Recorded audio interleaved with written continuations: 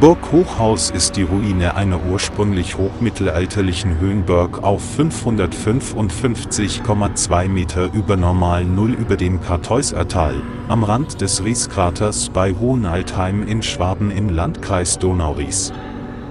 Die stark einsturzgefährdete Burgruine liegt innerhalb einer großflächigen älteren Wallanlage, etwa einen Kilometer von der Nachbarburg Niederhaus.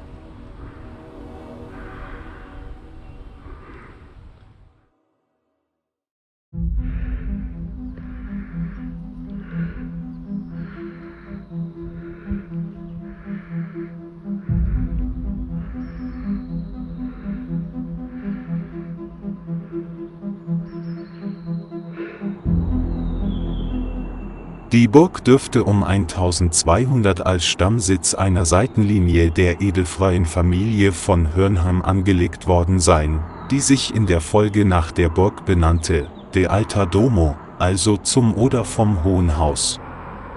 1236 wird Rudolf I. von Hochhaus als Zeuge einer Beurkundung genannt, 1347 wird die Anlage durch Konrad II. Für 3000 Pfund an die Grafen von Oettingen verkauft.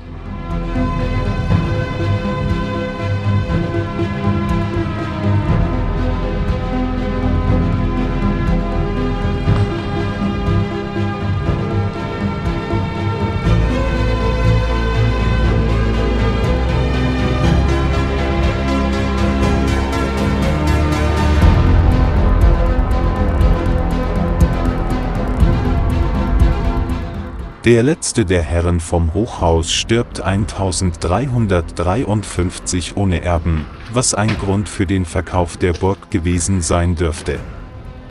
Die Grafen nutzen die Burg als Amtssitz, der im 15. und 16. Jahrhundert modernisiert und wehrtechnisch verstärkt wird.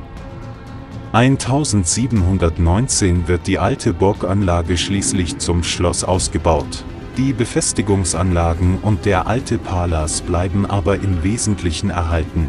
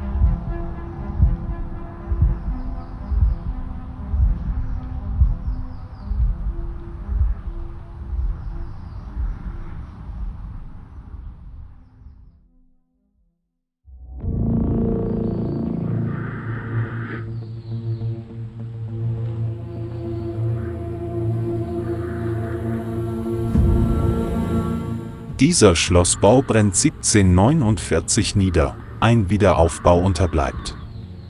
Zwischen 1787 und 1792 ist auf Hochhaus der Journalist und Aufklärer Wilhelm Ludwig Weckerlin inhaftiert. Er verfasst in Haftartikel für seine politischen Zeitschriften Das Graue Ungeheuer, hyperboreische Briefe und Paragraphen. Der alte Palas wird noch bis 1807 als Amtshaus der Linie Oettingen-Wallerstein weiter benutzt und danach ebenfalls dem Verfall überlassen. Dieser Verfall wurde aus romantischen Motiven heraus absichtlich beschleunigt. Die Burgruine sollte als pittoreske Landschaftsstaffage im Kartäusertal dienen. Dennoch ist die Ruine offenbar noch längere Zeit bewohnt. Im Jahr 1839 gewährt der Rat der Stadt Nördlingen der Hofrätin Helene Leopold vom Hochhaus die Übersiedlung in die Stadt.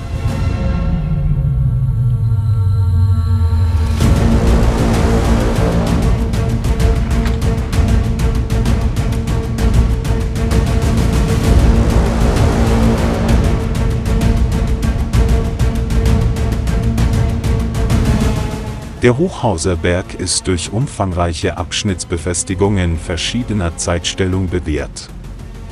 Etwa 300 Meter vor dem Halsgraben der eigentlichen Burg ist das Plateau durch einen etwa 200 Meter langen Wallgraben vom Hinterland abgeriegelt, dazwischen liegt eine weitere Grabenanlage. Der mittlere Graben zieht sich teilweise den Hang hinab, möglicherweise lag die Vorburg des Hochhauses hinter diesem Graben, bauliche Reste oder Geländespuren haben sich nicht erhalten.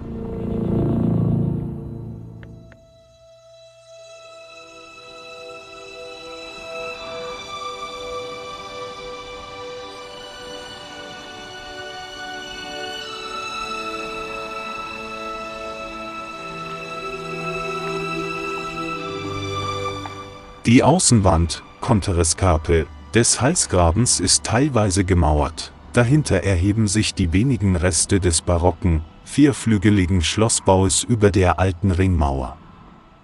Der Grundriss der Hauptburg ist ein unregelmäßiges Viereck von etwa 60 mal 70 Meter Umfang. Westlich vor den geringen Schlossresten liegt der dreigeschossig erhaltene alte Palas mit seinen großen Fensteröffnungen.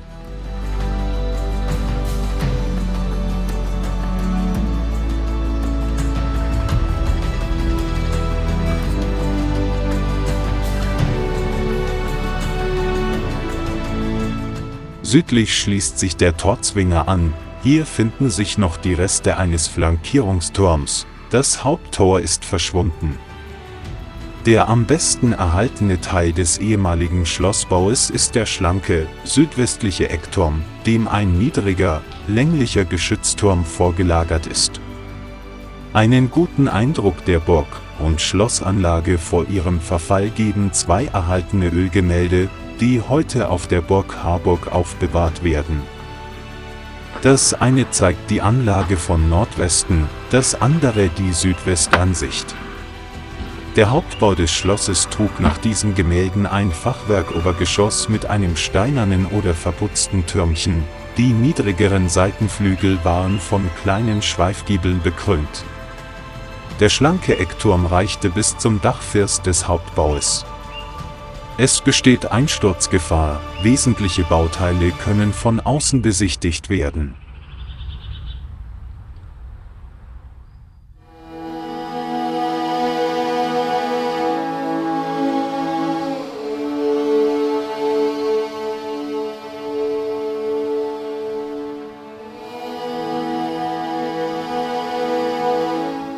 In den 60er Jahren des 20. Jahrhunderts wurde die Konterescarpe des Halsgrabens gesichert, sonstige Erhaltungsmaßnahmen an der Bausubstanz sind nicht feststellbar.